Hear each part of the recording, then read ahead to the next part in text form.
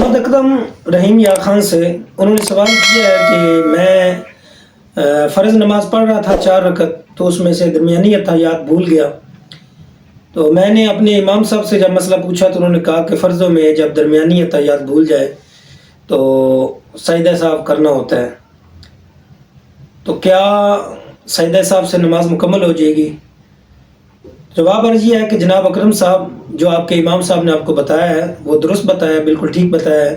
درمیانی اتحیات کوئی بھی نماز ہو، چاہے سنت 4 رکعت ہو، چاہے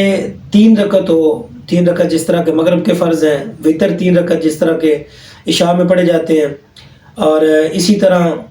سنت 4 رکعت نفل، کوئی بھی 4 رکعت نماز جو ہے اس میں درمیانی اتحیات واجب ہے۔ اگر کوئی شخص درمیانی اتحیات بھول جاتا ہے تو آخر پہ آخری اتحیات میں تشہد کے بعد 2 سجدہ سہو کرنے سے آپ کی نماز مکمل ہو جائے گی۔